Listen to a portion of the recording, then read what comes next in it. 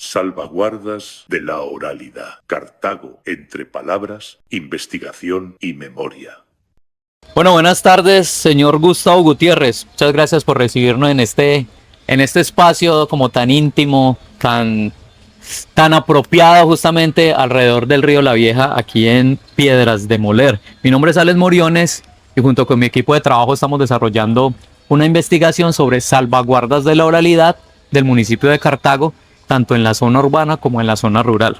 Extiendo nuevamente los agradecimientos y queremos compartir un poco esas memorias suyas para este proyecto. Gustavo, quisiéramos saber, ¿usted qué recuerda de su niñez? Soy nacido en el campo, en La Popala, vereda del municipio de Anserma. Serma Caldas. No, aquí. Serma Nuevo. Serma Nuevo.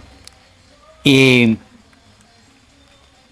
lo que yo recuerdo, estuve nací en el campo y estuve hasta los 8 o 10 años que mi papá se ganó una lotería y como yo era buen estudiante en la escuela del campo donde me levanté, entonces pude venir a estudiar a Cartago.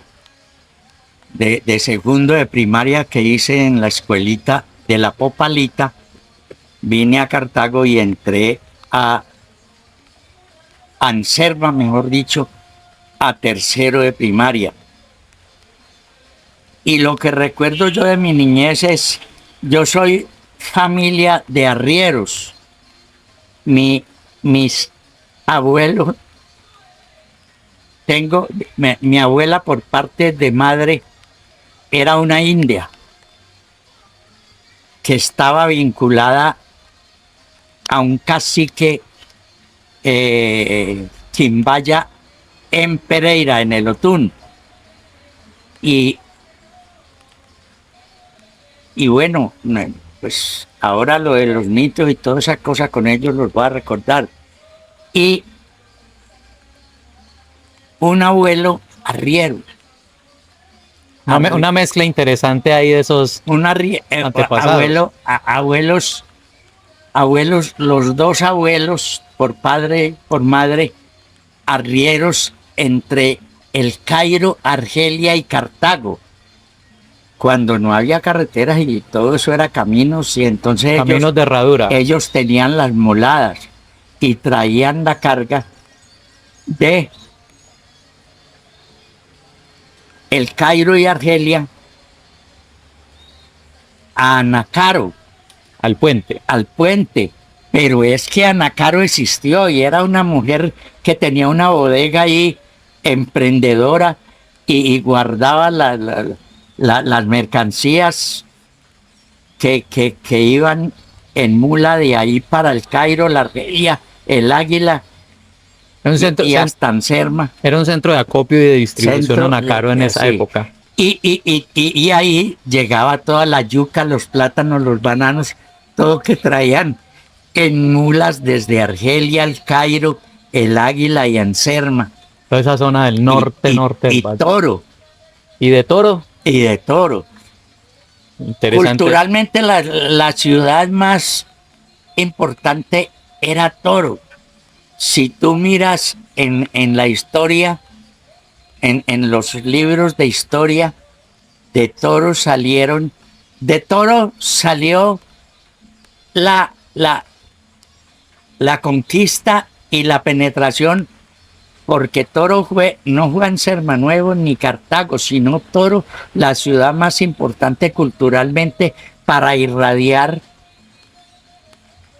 cultura y mestizaje para El Cairo, San José del Palmar y para el Chocó entero, ¿sí? Por las minas. Por el tema de las minas.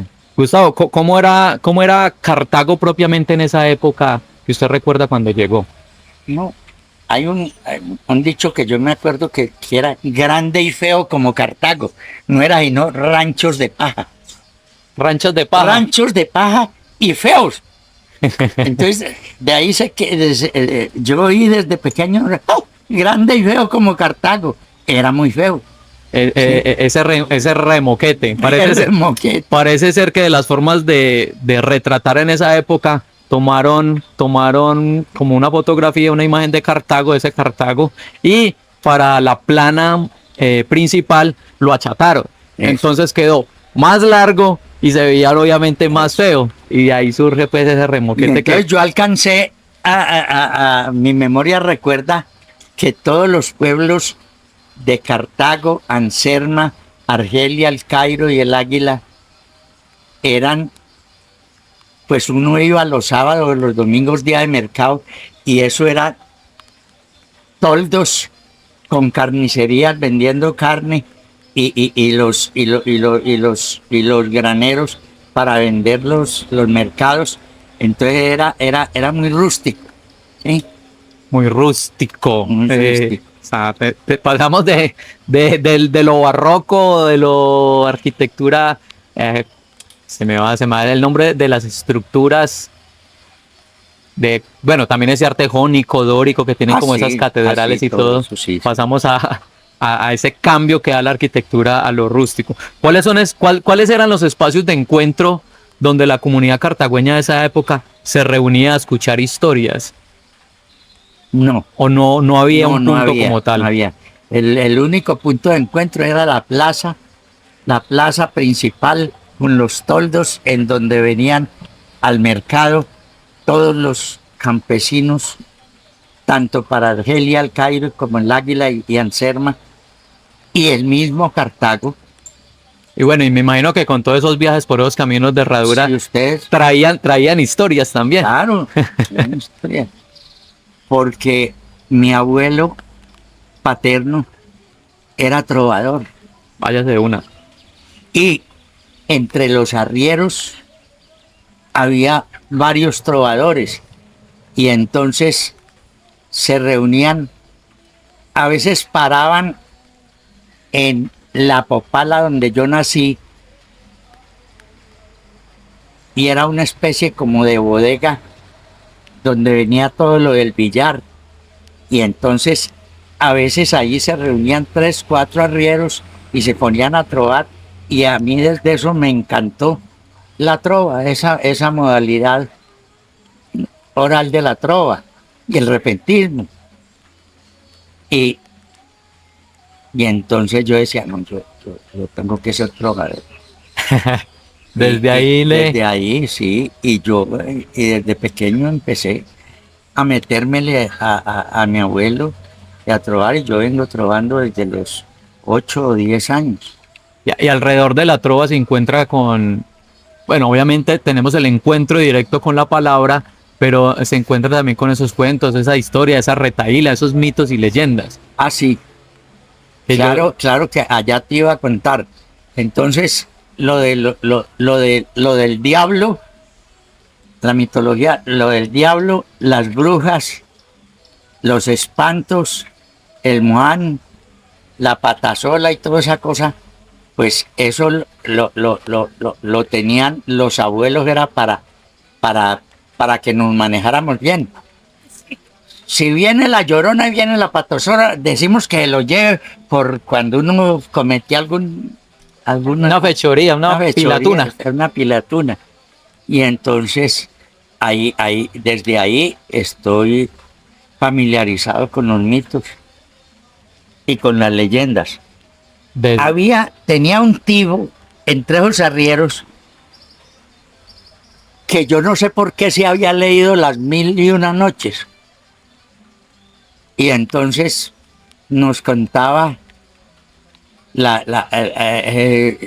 todos los cuentos que Cherezada echa en las 1001 noches. ¿Vos sabés de Cherezada?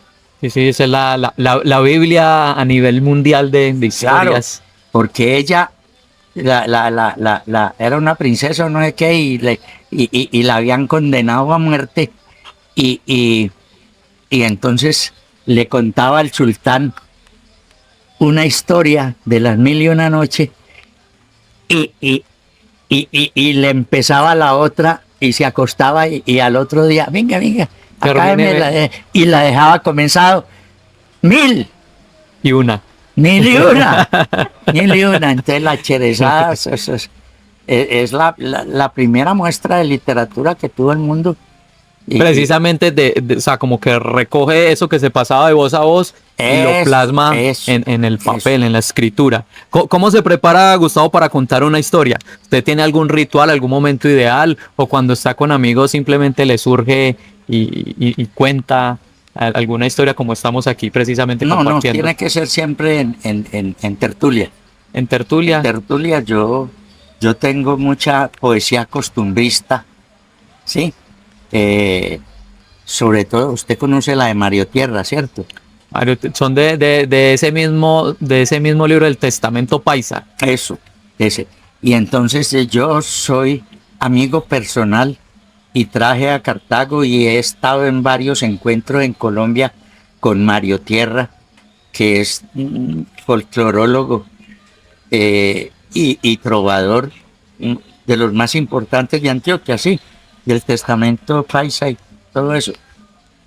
Y entonces yo me aprendo, me aprendo casi todas las retahílas de él, sí, del mentiroso, de las mentiras, exageraciones, mentiras, sí. Y ahora sí hay tiempo, echamos algunas.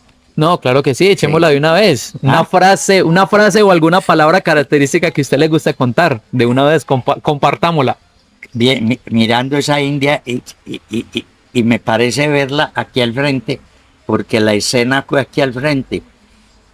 Esa India estaba aquí lavando ropa y con todas esas joyas puestas, entonces pasaba Robledo con los soldados para Pereira porque el paso era por aquí, sí, por aquí era el paso Cartago, Pereira, y entonces los lugartenientes de Robledo, no, quitémosle esas ollas a esa vieja, y se fueron, y pasen las ollas, pásenlas, y ahí mismo llamó todas las indias y los agarraron a piedra y los sacaron en carrera y no dejaron robarse las aquí, y entonces de ahí salió el cuento, le echaron en Pereira, no, allá en el río de donde nos salió la vieja, el río de la vieja, y entonces el río este se llamaba Tatayamba, hasta ese día, de ahí se siguió llamando, no, el río de la vieja. Tatayama, un nombre que surge y coge fuerza últimamente, precisamente por esa narrativa oral, sí. ¿cierto? Y es una cuestión más sonora. Digamos como que en las crónicas históricas... No, los indios, el nombre que le daban era Tatayamba, papá. Yo no sé Yamba qué sería.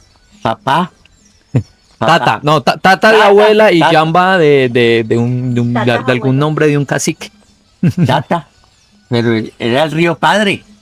El río, además todavía sigue siendo pues el río tutelar de este territorio, sí, que va a dar al Cauca precisamente.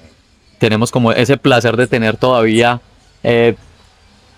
a cuidado intensivo, creería yo, pero todavía tenemos ese disfrute del río afortunadamente.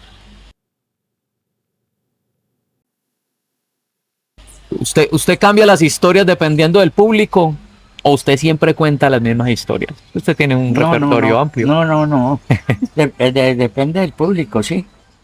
Depende del público, cierto. Y entonces... O sea, si son niños, sí, si son más adultos, ya más picarescos, porque esa es también como una de las líneas que maneja la oralidad, precisamente de esa herencia paisa. Sí, de herencia paisa. Y entonces, pues la más generalizada es la de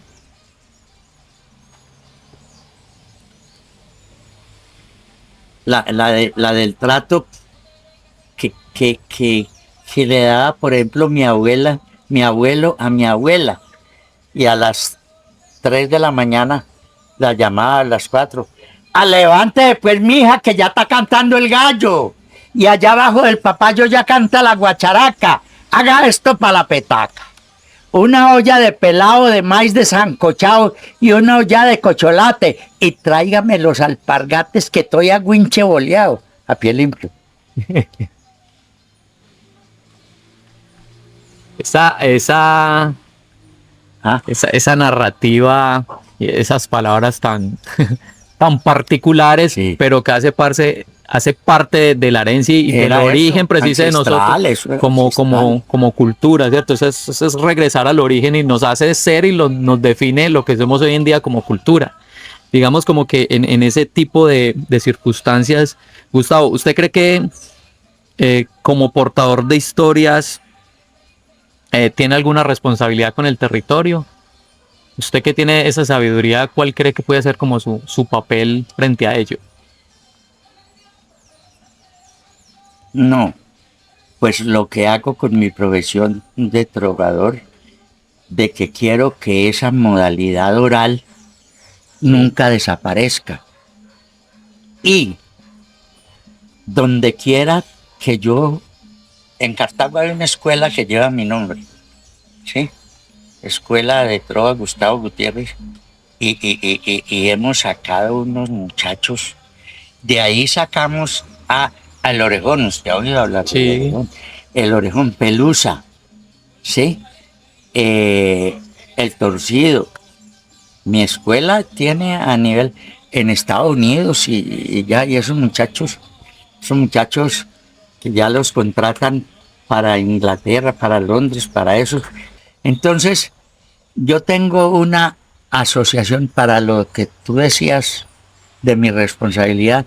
Yo tengo una asociación de repentistas andariegos y le puse arepa por homenaje a Antioquia, de donde viene la trova. Entonces, Asociación de Repentistas Andariegos Arepa. De ahí han salido trovadores a la lata y la escuela de Cartago está formando esos muchachitos y esos muchachos y salen unos, porque ahora que esa generación índiga, mira, si yo que era medio avispado, resulté trovador, ¿cómo será esa generación de ahora? Los índigos, y no sé qué, y vos ves, un muchachito de 3, 4 años, voy a contar una anécdota aquí, de una sobrina de esta, que me dicen Cali, y a usted cómo le dicen, no, pues, don Gustavo, ¿a usted cómo le dicen? No, pues a mí me dicen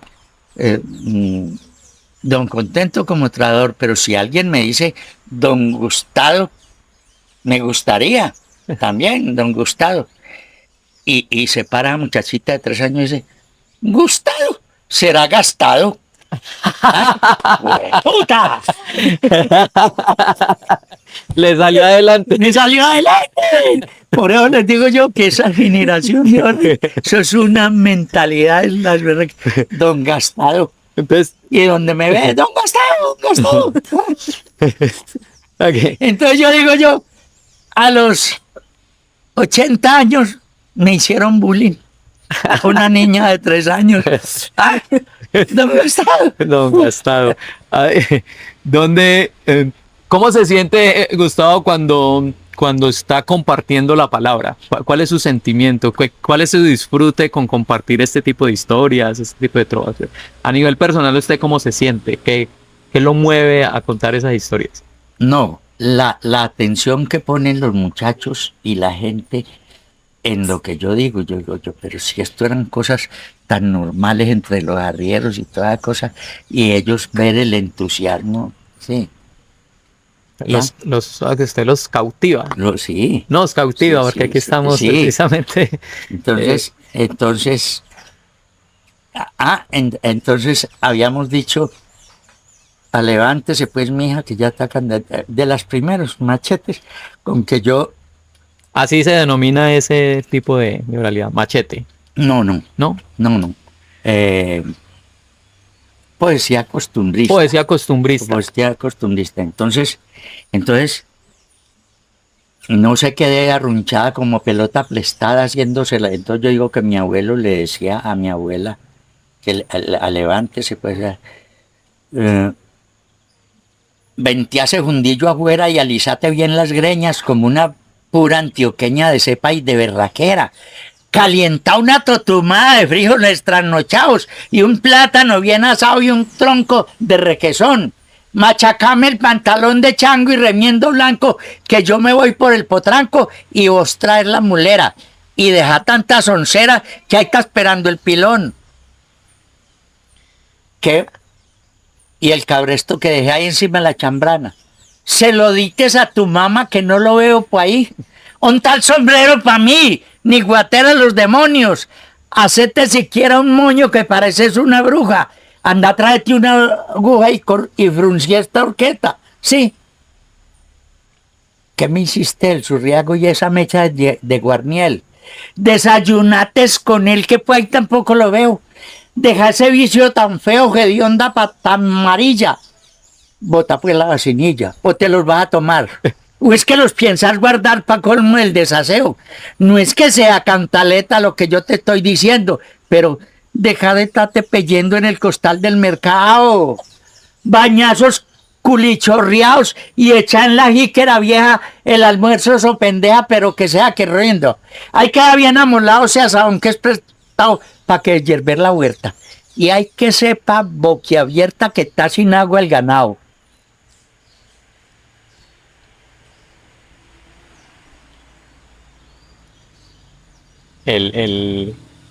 La jerga paisa, precisamente. Machacame el pantalón.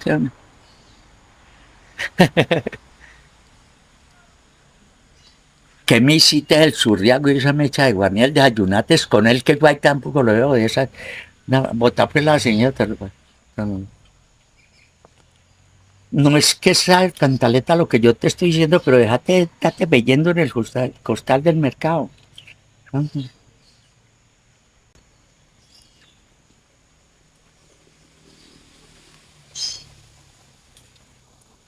No.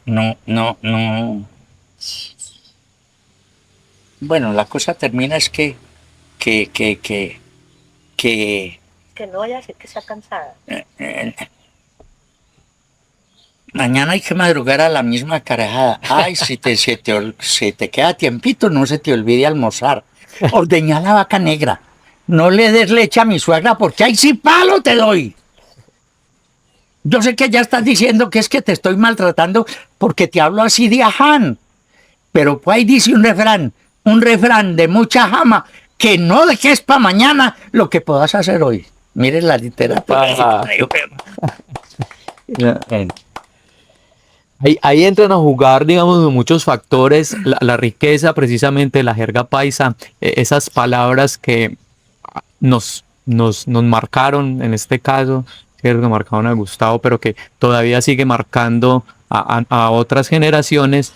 Digamos como que el discurso cambia ya un poco, digamos porque esto era el tema de los abuelos donde había una conciencia, y esta en particular, pues claro, está muy marcada también esa parte del machismo en el que se manejaba la cultura en ese momento, pero digamos como que ese tipo de situaciones todavía siguen presentes, pero la palabra al lado de la jocosidad entra a disrutir precisamente y a mostrarnos desde otros aspectos ¿qué le digo yo? Como el sentir, y aquí en este caso el sentir de la pareja. Mire usted la exageración y la mentira. ¿Cómo es que es tu nombre? Alex Moriones. Venía, Alex, te cuento.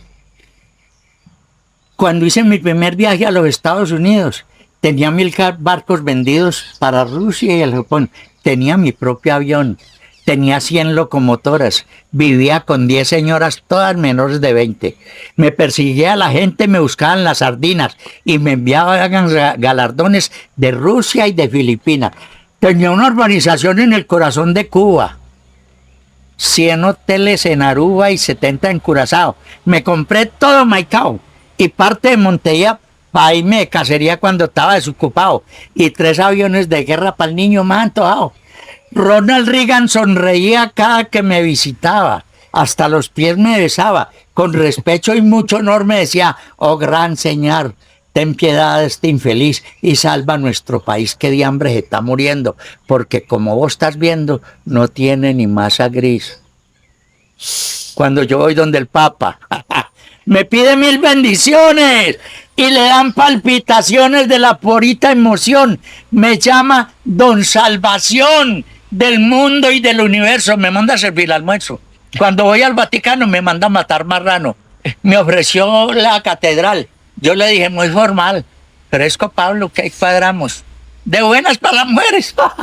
Miss Universo está loca de llorar solo por mí. Me dice que no sea así, que no sea malo con ella. Me jura que está doncella, que nadie la ha dormido, que por qué soy tan creído que la mire tan siquiera, que toda la vida entera la pasará en un convento y que a cualquier momento pueden marcar calavera por mí. No me lo van a creer. Yo he sido gobernador, ministro, alcalde, gerente, yo he sido terrateniente, fui jefe de una embajada, fui capitán del armado y fui 30 años mafioso. Ahora ya no soy nada por andar de mentiroso. No, la gente se divierte en un show de trovas y uno eso es lo paisa, hacer reír y... Sigue muy presente, de nuevo reitero, como claro, esa colonización de este territorio y esa mezcla tan interesante de que todavía se conservan las costumbres indígenas quimbayas a través de la palabra y las retaílas, trovas de la cultura paisa. Entonces yo hice el año antepasado una que no es para niños, la hice para mayores, ¿sí?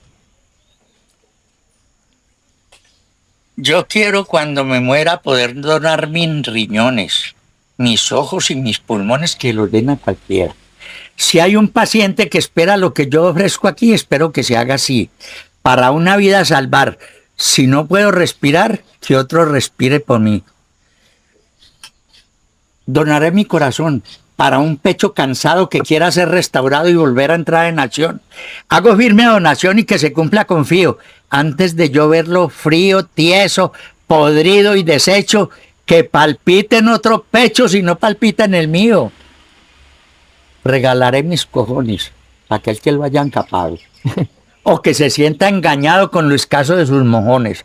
No crean en oraciones ni en mamadas de ternero. Póngale las mías ligero y ahí mismo se va a parar a las hembras a buscar como gallo en gallinero.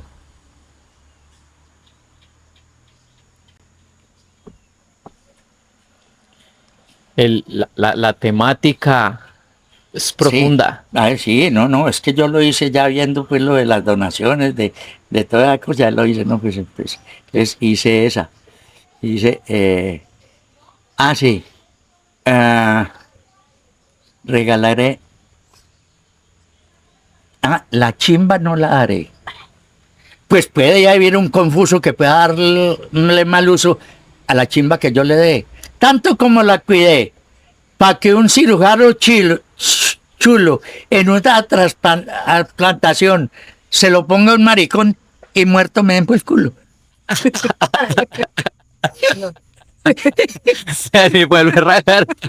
En eso pues yo pues viendo ya y con el maestro Mario Tierra y toda la cosa, entonces yo lo hice y eso y esa sí no la digo pues cuando hay niños, eso. Pero es para mayores. Sí, total. Así como conecta este tipo de historia, este tipo de cuento, digamos, con la cotidianidad. ¿Hay alguna historia, aparte de la del río, que conecte con las montañas o algo de este territorio, de Cartago? ¿Hay un sitio en específico donde diga, uy, este sitio está para un cuento o este sitio lo recuerdo porque me lo contaron de esta forma? ¿Existe? ¿Lo tiene presente un cuento de Cartago propiamente? Lo estoy tratando de hacer y es porque a mí me llamó mucha la atención. Queda un puente viejo que no lo han destruido, el de Anacaro. Anacaro. Y la gente oye Anacaro y no sabe. Entonces yo pienso hacer la historia de Anacaro cómo trabajaba esa mujer aquí en Anacaro. Todo eso lo tengo ya Ya adelantadito. prospectado, sí, sí, porque hay que, esa mujer era la primer comerciante que tuvo toda esta región. Ella cobraba a todos los arrieros la guardada de estos y tenía unas canoas y tenía unas carreteros para traer por eso es que es tan viejo eso las carretillas, Sí. porque en mula traían los plátanos y todo desde el Águila y del Cairo hasta donde Anacaro, y de Anacaro los mandaba en carretilla para Cartago, para la galería. ¿Y Ana Caro era por Ana Carolina? No, ¿O no. el Caro no, era simplemente el Ana Caro. apellido? Ella era Ana. a secas Ana Caro. Gustavo, ¿usted cree que estamos en riesgo de pérdida de los narradores orales, de esos cuentos de tradición en Cartago? ¿Cree que quedan pocas personas que todavía cuenten este tipo de historias? Sí. Sí, quedan pocas. Quedan pocas, pero hace falta que las maestras en los que, ¿cómo se llama eso? En los jardines. Sí. En los jardines y toda cosa, empiecen, pues que ellas Que en la educación se gradúen inicial. en estas cosas y para que la oralidad, sí, pero ahí van a encontrar. Si a los pelados se les cuenta otra vez esa mitología, y como lo están haciendo ahora muy bueno, de que el hojarasquín del monte, la madre monte y todas esas cosas, que es que se le va a parecer al que le eche basura al río, o el que no recicle, o de eso. Eso está muy bueno. Debería haber un plan nacional para eso. Ok, Gustavo, muchas gracias por esas palabras. Estamos llegando como un poquito al cierre, pero no podemos irnos sin esta entrevista, sin que usted le deje un mensaje precisamente a esas nuevas generaciones que apenas tienen el contacto con algún dispositivo tecnológico o simplemente tienen otro tipo de actividades que no están asociadas como a la literatura, a la oralitura, ¿cierto? Como el mensaje. ¿Qué mensaje le deja a esas personas que están apenas conociendo como la oralidad de una forma directa o indirecta? ¿Cuál es el mensaje para esas nuevas generaciones alrededor de la palabra? Bueno, la mensaje sería a las autoridades educativas de Cartago y del departamento que incentiven y, por ejemplo, esto que vos estás haciendo, vos estás haciendo el proyecto de la oralidad y la literatura y todo eso debería no solo ustedes dos, sino haber un poco de investigadores y por aquí auscultándonos y para difundir todo eso desde la Secretaría de Educación del departamento para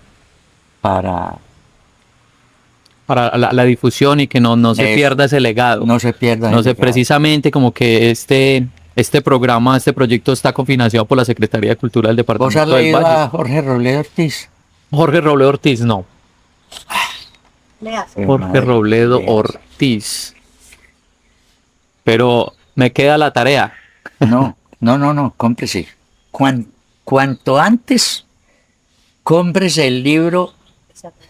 ¿Cómo llama? Ahí está. Antología de Jorge Robledo Ortiz. Antología de Jorge Robledo Ortiz, poeta y escritor paisa, que manejó todo esto de lo ancestral y todo eso, es una hermosura. Él maneja la oralidad de una manera espectacular. Nos queda la tarea. Muchas gracias por la referencia. Sí. Bueno, Gustavo, muchas gracias por el espacio, por compartir esas memorias, por compartir esas historias, por dejarnos impregnado un poquito de su esencia como salvaguarda de la oralidad. Precisamente, pues este proyecto de una u otra forma es el punto de inicio para nuevas investigaciones. La idea es también proyectar el proyecto hacia otros espacios del norte del valle, valga la redundancia. Y bueno, ahí vamos con la compañía también del Fondo Mixto de la Cultura y las Artes del Valle del Cauca, junto con la Secretaría del Departamento del Valle. Esperemos que nuevas iniciativas surjan, esperemos que más personas estemos en pro de salvaguardar esta oralidad como lo está haciendo usted, y pues solo resta decir que no olvidemos que Cartago tiene su cuento